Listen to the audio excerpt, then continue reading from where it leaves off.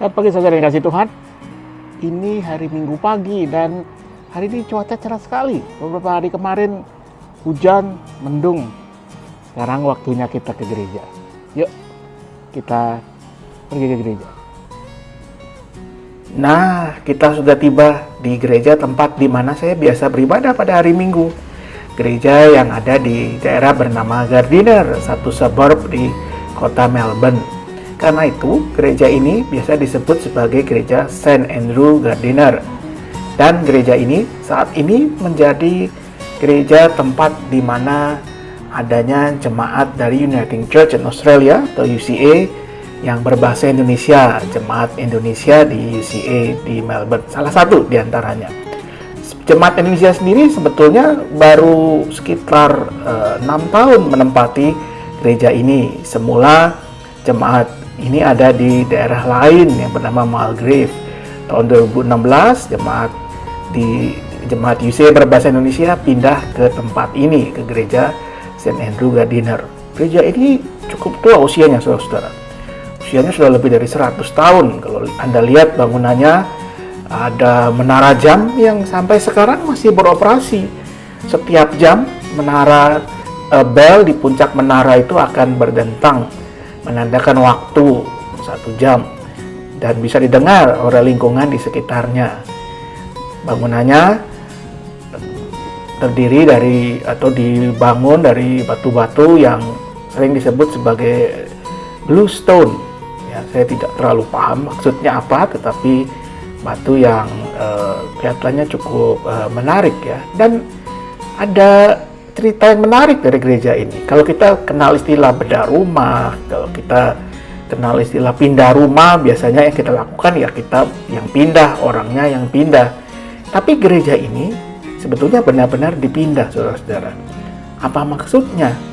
Nah, dulu gereja ini tidak ada di tempat ini atau tidak berdiri di tempat ini. Bangunan gereja ini bukan di sini tempatnya. Loh, kok bisa ya? Jadi begini ceritanya.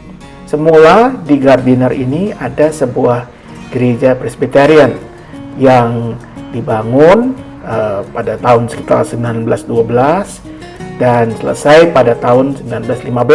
Disebut sebagai The First Gardiner Presbyterian Church. Nah, pada tahun 1938, sebuah gereja di daerah Charlton, sekitar 2 km dari Gardiner, yang bernama St. Andrew's Church atau suka disebut juga sebagai Gaelic Church membubarkan diri.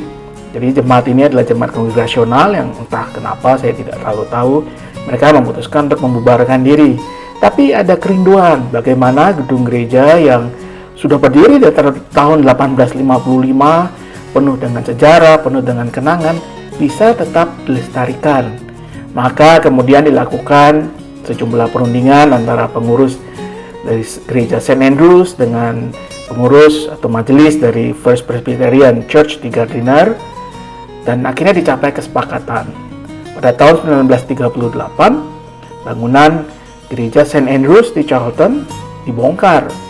Lalu bahan-bahannya atau batu-batunya, kayunya, bagian-bagian dari gedungnya dibawa ke Gardiner dan kemudian dibangun kembali di lokasi yang sekarang menjadi gereja St. Andrew's Gardiner. Karena itulah lokasi atau gereja ini sekarang diberi nama gereja St. Andrew's Gardiner. Masih melestarikan nama St. Andrews tetapi ditambahi nama Gardiner sebagai daerahnya. Dan karena itu juga di prasasti pendiriannya disebut gereja ini dibangun tahun 1855 di Charlton dan dibangun kembali, didirikan kembali tahun 1939 di Gardiner. Wah, ini benar-benar ya, pindah gereja dalam artian harafiah. Batu-batunya, bangunannya, isinya dipindahkan dan dibangun kembali. Biarpun tidak 100% sama seperti bentuknya sewaktu ada di Charlton. Tetapi inilah singkatnya bagaimana gereja St. Andrew's Gardiner bisa mendapatkan namanya dan tentunya juga bangunannya saat ini. Saudara yang kasih Tuhan, kalau di sini satu prasasti yang menandai pembangunan gereja ini. Dan kalau kita lihat, kalau di sini lebih berasa ya, gereja itu dibangun dari batu-batu yang disusun jadi satu. Ya, jadi ingat satu bagian Alkitab yang mengatakan bahwa kita adalah batu-batu hidup yang dipakai Tuhan untuk membangun rumah Tuhan. Tentu kita mestinya memahami bukan hanya literally rumah bangunan gedung, tetapi membangun tubuh Tuhan yang bernama gereja, persekutuan umat yang percaya kepada Tuhan.